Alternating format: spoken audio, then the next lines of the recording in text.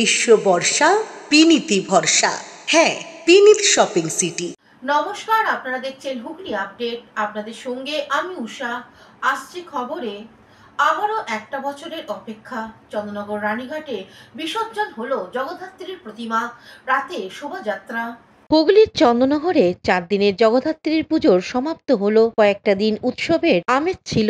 বিক্ষিপ্ত কটা ঘটনা ছাড়াও নির্বিঘ্নে এবার জগদ্ধাত্রী পুজো সমাপ্ত হলো। গোটা রাজ্য ছাড়াও ভারতবর্ষের বিভিন্ন প্রান্ত থেকে মানুষ আসেন এই পুজোয়। বিদেশি অতিথিরাও আসেন। এবারে একটা দিন বেশি মণ্ডপ ও প্রতিমা থাকে। গতকাল বিজয়া দশমী থাকলেও আজকে সকাল থেকে মাকে বরণ ও সিঁদুরদান করা হয়। মণ্ডপে মণ্ডপে মহিলারা মেতে ওঠেন সিঁদুর খেলায়। এরপর প্রতিমা নিয়ে শোভাযাত্রা করে গঙ্গার দিকে, মূলত চন্দননগর রানীঘাটে বেশিরভাগ প্রতিমা বিসর্জন হয়। সকালে এই শোভাযাত্রায় যাতে কোনো রকম বিশৃঙ্খলা না হয় সেই জন্য Chandannagar corporation, Chandannagar police commissionerate, দমকল বিভাগ সজাগ দৃষ্টি রাখে।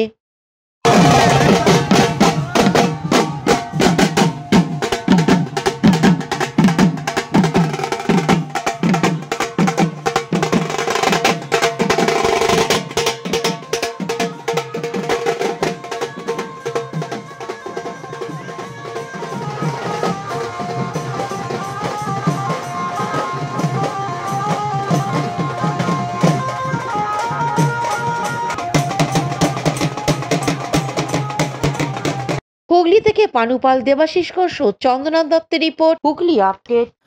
মহিলা নয়, মাথায় ঘোমটা দিয়ে মা জগদ্ধাত্রীর বরণ পুরুষদের। প্রাচীন প্রথা মতো ভদ্রেশ্বর তেঁতুলতলা। মাথায় ঘোমটা দিয়ে মহিলা সেজে প্রতিমা বরণ করেন পুরুষরা। প্রাচীন এই প্রথাই চলে আসে ভদ্রেশ্বর তেঁতুলতলা জগদ্ধাত্রী বারোয়ারিতে। জনশ্রুতি আছে, একদা ইংরেজ ছাউনি ছিল ভদ্রেশ্বর গৌরহাটি এলাকায়। ইংরেজ শাসককালে সমগ্র অঞ্চল জঙ্গলে ভরা ছিল। ঘুরে বেড়াতো গোড়া সৈনিকের দল। ফলে ঘরের বাইরে মহিলাদের নিরাপত্তার অভাব ছিল সব সময়। এইসব কারণে বাড়ির মহিলারা সে সময় বাড়ি থেকে বেরোতেন না। তারা ছিলেন পদ্মাসীন। তাদের স্থান ছিল বাড়ির অন্দর মহলেই। তাই তৎকালীন সময় জগদ্ধাত্রীর পুজোর আচার অনুষ্ঠান সবই সামাল দিতেন পুরুষরাই। এমনকি ঠাকুর বরণের ক্ষেত্রেও সেই প্রথা অব্যাহত থাকত। পরিবারের পুরুষরা মহিলা বেশে বাড়ির বাইরে ঠাকুরকে বরণ করতেন। আজও সেই প্রথা চলে আসছে ভদ্রেশ্বর তেঁতুলতলার পুজোয়। শাড়ি পরে মাথায় সিঁদুর লাগিয়ে কেউ স্ত্রী সেজে মহিলা বেশে বরণ ডালা হাতে জগদ্ধাত্রী বরণ করেন পুরুষরা। তারপর রীতি মেনে শোভাযাত্রায় বের হন জগতের ধাত্রী। শোনা যায় কৃষ্ণনগরের রাজা কৃষ্ণচন্দ্রের দেয়ান তাতারাম সুর গৌরহাটিতে বাস করতেন। তিনি রাজার অনুমতিতেই 2 বিধবা কন্যাদের ইচ্ছায় নিজের বাড়িতে জগদ্ধাত্রী পুজোর সূচনা করেছিলেন। পরবর্তী সময় সেই জগদ্ধাত্রীর পুজো চলে আসে তেঁতুলতলায়। নাম হয় তেঁতুলতলা বারোয়ারি, যা বুড়িমা নামে পরিচিত হয়। 233 বছরে যে পুজোর রীতিনীতি বিশেষ পরিবর্তন হয়নি। পুরুষদের বরণ দেখা যায় চন্দননগরের তেমাতা রানীমার পুজোতেও। ইতিহাসটা হচ্ছে 233 বছর আগে চতুর্দিকে ইংরেজ আমল। বাড়ির মহিলারা বাইরে বেরিয়ে বরণ করা ইচ্ছে ছিল না। তাদের সুরক্ষার জন্য পুরুষরাই মহিলা সেজে বরণ করত। সেই কারণে তখন আজও সেই প্রথা চলে আসে। একটা দিন আমাদের প্রচন্ড ভালো লাগে, আমরা উদ্গ্রীব হয়ে থাকি এই দিনটা আসার জন্য। আমরা মহিলা সাজবো বলে 14-15 বছর হবে, এক্সাক্ট মনে নেই। মধ্যখানে 1-2 বছর গ্যাপ ছিল। একদমই না। পরবর্তীকালে শোনা গেছে আমাদের দেখা দেখি 2-1টা বারোয়ারি হয়তো চালু করেছিল, কিন্তু আমাদের এখানের এটা মানে মাহাত্ম্য বলুন আর এই বরণের একটা প্রচন্ড পরিমাণে এই বরণটা দেখার জন্য মানুষ উদ্গ্রীব হয়ে থাকে।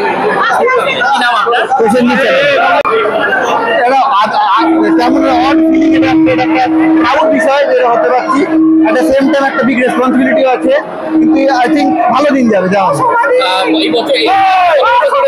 আমার প্রথম একদম ফার্স্ট টাইম। কেমন লাগছে শাড়ি পরে? এমন লজ্জা লাগছে বলবো না, কিন্তু ভালো লাগছে ভেতর থেকে যে ঠাকুরের জন্য করতে পারছি। এটা খুব কম লোকে করতে পারতো, নিজেকে লাকি মনে হচ্ছে। এট দ্য সেম টাইম একটা রেসপন্সিবিলিটি আছে, তো লুকিং ফরওয়ার্ড টু ইট। আমার নাম মৃন্ময় গাঙ্গুলি। হুগলি থেকে পানুপালের সঙ্গে চন্দনা দত্তের রিপোর্ট, হুগলি আপডেট। কাঁধে চেপে মা জগদ্ধাত্রী রেল লাইন পার হন, চন্দননগরে থমকে যায় রেলগাড়ি। চন্দননগর জগদ্ধাত্রী পুজোর শোভাযাত্রার নাম দেশজোড়া। প্রতিবারই বিসর্জনে থাকে অভিনবত্ব। নিয়ম অনুযায়ী সন্ধ্যায় শুরু হয় বিসর্জনের শোভাযাত্রা। তবে সেই শোভাযাত্রায় অংশ নেয় না এমন প্রতিমাগুলি বিসর্জন দেয়া শুরু হয় সকাল থেকে। মণ্ডপে মণ্ডপে প্রতিমা বরণের পর চলে সিঁদুর খেলা। তারপর বাজনা সহকারে গঙ্গার ঘাটে নিয়ে যাওয়া হয় প্রতিমা। চন্দননগর রেল স্টেশনের পশ্চিম দিকে বেশ কয়েকটি জগদ্ধাত্রী পুজো হয়। রেল স্টেশনের পূর্ব দিকে গঙ্গা হওয়ায় পশ্চিম দিকের ওই প্রতিমাগুলিকে বিসর্জন দিতে সমস্যায় পড়তে হয়, কারণ প্রতিমার আকৃতি বিরাট হওয়ায় চন্দননগর স্টেশনে সাবওয়ে দিয়ে তা নিয়ে যাওয়া যায় না। চন্দননগরের সুভাষপল্লী উত্তরপাড়ার পুজোর প্রতিমা অন্যবারের মতো এবারেও রেল লাইন পার করে নিয়ে যাওয়া হলো। আজ বেলা 11:30 নাগাদ ওই বারোয়ারি পুজো কমিটির সদস্যরা বাঁশের খাঁচায় দড়ি বেঁধে প্রতিমা কাঁধে তুলে রেল লাইন ধরে বেশ খানিকটা হেঁটে নিয়ে যান। এরপর রেল লাইন পেরিয়ে পূর্ব পাড়ে নিয়ে গিয়ে তোলা হয় লরিতে। সেই সময়ের জন্য হাওড়া বর্ধমান মেন শাখায় ট্রেন চলাচল বন্ধ রাখা হয়। ওভারহেডের তারের পাওয়ার অফ করা হয়। ওই সময়ের জন্য রেল লাইন পার করে জগদ্ধাত্রীর প্রতিমা নিয়ে যাওয়া দেখতে ভিড় জমে যায় চন্দননগর স্টেশনে। শেওড়াফুলি জিআরপি থানার ওসি প্রদ্যুৎ ঘোষকে দেখা যায় হ্যান্ডবাইক নিয়ে উৎসাহী লোকজনদের সাবধান করতে, রেল লাইন থেকে দূরে থাকতে বলেন। দুর্ঘটনা এড়াতে দড়ি দিয়ে ঘিরে রাখা হয়। প্রতিমা রেল লাইন পার করতেই ট্রেন ছাড়ে। এভাবেই ব্যতিক্রমী পথে নিরঞ্জনের দিকে এগিয়ে যায়। কিন্তু আমাদের দুর্ভাগ্য যে চন্দননগর কেন্দ্রীয় কমিটির আওতাভুক্ত আমরা গত বছর অব্দি হতে পারিনি। এবছরে আমরা চন্দননগর কেন্দ্রীয় কমিটির আওতাধীন এবং সেই জন্যই আমরা 42-এর বৈভবে আমরা এবছর পদার্পণ করলাম। আমরা আশা রাখি আপনাদের ভালোবাসা এবং চন্দননগরের অগণিত মানুষের ভালোবাসায় আমরা এভাবেই ব্যতিক্রমী পর্যায়ে প্রত্যেক বছর মাকে নিয়ে বেরিয়ে যাব। আমরা যখন প্রথম বছর বেরোনোর চেষ্টা করেছিলাম, আমাদের একটা রাস্তা গলিপথ, সেখানে মায়ের অঙ্গ প্রত্যঙ্গে আঘাত লেগেছিল। সেই জন্যই আমরা ভেবেছিলাম এই রেলের পথে মানে প্রায় 200 মিটার পথ রেল লাইন অতিক্রম করে অবশ্যই জিআরপি এবং আরপিএফের সহযোগিতা প্রথম দিন থেকে আমাদের মাঝে ছিল। সেই জন্যই বোধহয় আমরা এই ব্যতিক্রমী পথে নিরঞ্জনের দিকে এগিয়ে যেতে পারি। আমরা চন্দননগর জিআরপি এবং আরপিএফ ব্যান্ডেলের সহযোগিতায় দুদিকে ট্রেন থামিয়ে মাকে 200 মিটার পথ এগিয়ে নিয়ে আসি উত্তরপাড়া বারোয়ারি থেকে ভাগার মোড়ের দিকে, এবং তারপরে আমরা লরিতে তুলে মাকে নিয়ে চলে যাই গঙ্গার দিকে। লাইন পারাপার করি। এই লাইন পারাপারের পথটা কম করে 50 মিটারের বেশি। তার আগে আমরা 150 মিটার পথ ওই লাইন ধরে এগিয়ে আসি। প্রক্রিয়া কতক্ষণ সময় লাগে? আমাদের মাকে নিয়ে আসতে ভাগার মোড় অব্দি সময় লেগে যায় কম করে 1 ঘন্টা। তারপরে 2 ঘন্টা লাগে এখান থেকে গঙ্গার দিকে যেতে। ওই 1 ঘন্টা ট্রেন বন্ধ রাখতে হয়? একদম 1 ঘন্টা শুধু ট্রেন বন্ধ থাকে নয়, যদি দরকার মনে করেন তারা জিআরপি এবং আরপিএফ দাঁড়িয়ে দুদিকের লাইন দিয়ে ট্রেন চলাচল করে। কিন্তু আমাদের প্রথম দিন থেকে আজ অব্দি কোনো রকম অসুবিধা হয়নি। আমরা আশা রাখি আগামী দিনেও হবে না। এই ব্যতিক্রমী চিত্রটাই কি মানে আপনাদের একদম এই ব্যতিক্রমী চিত্রটাই আমরা তুলে ধরেছিলাম চন্দননগর কেন্দ্রীয় জগদ্ধাত্রী পূজা কমিটির সামনে, যে স্যার আপনারা দেখুন শুধু চন্দননগর না গোটা বিশ্বের মধ্যে বোধহয় এইভাবে নিরঞ্জনের পথে কোনো মা যেতে পারেন না। ওনারা সেই ভালোবাসা সেই আবেগটা বুঝেছিলেন। তাই এবছর দেখুন আমরা 42-এর বৈভাবে কেন্দ্রীয় কমিটির আওতাধীন। কি নামটা? আমার নাম আদিত্য, সুভাষপল্লী উত্তরপাড়া সর্বজনীনের সম্পাদক। আদিত্য কি? আদিত্য সেনা নায়ক। হুগলি থেকে পানুপালের সঙ্গে চন্দনা দত্তের রিপোর্ট, হুগলি আপডেট। এখন নিয়ে নেব বিজ্ঞাপন বিরতি। বিরতির পর ফিরে আসছি খবরে।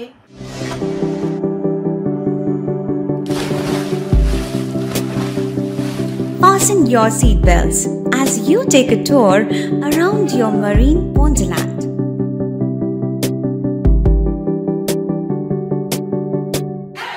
Spend a day at Aqua Marina and enjoy an array of water slides that give you butterflies in your tummy.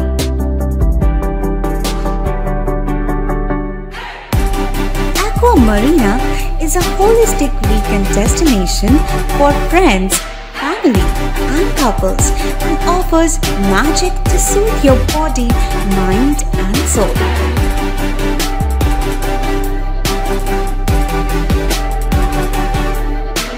Aqua Marina, your customized magician. Welcome aboard and see the magic unfold. শীত গ্রীষ্ম বর্ষা পিনিতি ভরসা। হ্যাঁ, পিনিত shopping city. যে কোনো মরশুমের readymade জামা কাপড় পাওয়া যায় একই ছাদের তলায়। ছোট থেকে বড়, পুরুষ, মহিলা ও শিশুদের একমাত্র নির্ভরযোগ্য প্রতিষ্ঠান। শীতকালীন যে কোনো শাড়ি, জিন্স, টপ, কুর্তি, চুড়িদার, পাঞ্জাবি মানেই Pinit shopping city. Akhan Bazar, Chuchura, Hooghly. Amala nursing home. Enjoy a weekend at Vedam, the paradise of peace. A home away from home.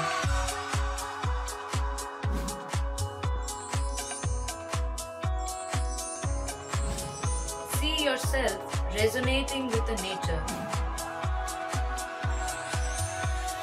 Vedam welcomes you to create your best memories.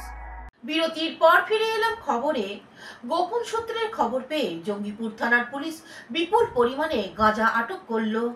গাড়িতে করে গাঁজা পাচার হচ্ছে। দিন দুয়েক আগে গোপন সূত্রে পাওয়া এই খবরের ভিত্তিতে জাল পাতল জঙ্গিপুর পুলিশ জেলার সুতি থানার পুলিশ।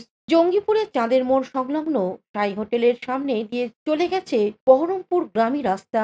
সেখানেই নাকা চেকিং চলছে। গাড়ি আটকানো হলো, শুরু হলো তল্লাশি, কিন্তু হন্তদন্ত করে খুঁজেও গাড়ির ভেতর কোথাও কিছু পাওয়া গেল না। কর্তব্যরত police officer sub inspector Mohammad Shahjahan এবং তার টিম শুরু করলেন গাড়ির বিভিন্ন অংশের চিরুনি তল্লাশি।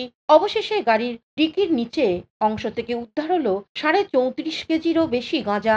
বুদ্ধি খাটিয়েছিল পাচারকারীরা, কিন্তু শেষ রক্ষা আর হলো না। অভিযুক্ত বাপন সরকার, দেবশঙ্কর পোদ্দার, দেবু বিশ্বাস নামে 3 অভিযুক্তকে গ্রেপ্তার করেছে সুতি থানার পুলিশ। কৌশিক ঘোষের রিপোর্ট, হুগলি আপডেট। হুগলির তারকেশ্বরের রায়গঞ্জে সাংসদ কার্তিক চন্দ্র পাল এলেন। তারকেশ্বরে বিজেপির বিশেষ কর্মসূচিতে এসে উপস্থিত হলেন রায়গঞ্জের সাংসদ কার্তিক চন্দ্র পাল। এদিন তারকেশ্বরের নারায়ণপুর এলাকায় একটি কালী মন্দিরে পুজো দিয়ে তার দলীয় কর্মসূচি শুরু করেন। উপস্থিত ছিলেন আরামবাগ সাংগঠনিক জেলা বিজেপির সভাপতি সুশান্ত কুমার বেরা, আরামবাগ সাংগঠনিক জেলার বিজেপির সম্পাদক তারকনাথ সাউ, সম্পাদিকা পর্ণা আদক সহ তারকেশ্বর বিধানসভার বিজেপির বিভিন্ন মণ্ডলের সভাপতি, অন্যান্য স্থানীয় নেতৃত্ববৃন্দ এবং কর্মী সমর্থকরা। দলীয় সূত্রে জানা গেছে, কার্তিক বাবু দুদিনের দলীয় সফরে এসে তারকেশ্বর বিধানসভার বিভিন্ন দলীয় কর্মসূচি সারার পাশাপাশি তারকেশ্বর বাবার মন্দিরে পুজো সহ অন্যান্য মন্দিরেও পুজো দেবেন বলে জানা যায়।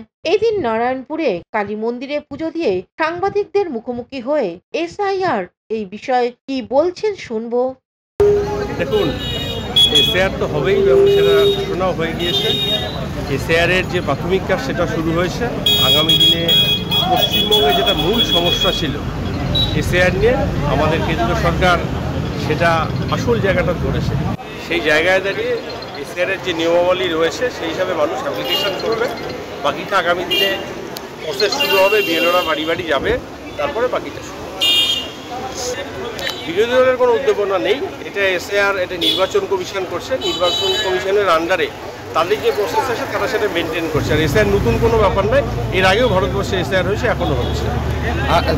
আর একটা প্রশ্ন আছে, সারাদিন এটা আমাদের দলের আভ্যন্তরীণ কর্মসূচি রয়েছে। এটা আমার মিডিয়াতে বলার কোনো ব্যাপার নেই, এটা আমাদের দলীয় ব্যাপার। ঠিক আছে, ধন্যবাদ। হুগলি তারকেশ্বর থেকে আশিস কুমার ঘোষের রিপোর্ট, হুগলি আপডেট। চন্দননগরে জগদ্ধাত্রী পুজোর নিরঞ্জন শোভাযাত্রা দেখুন আমাদের হুগলি আপডেটের সরাসরি লাইভ সম্প্রচারে।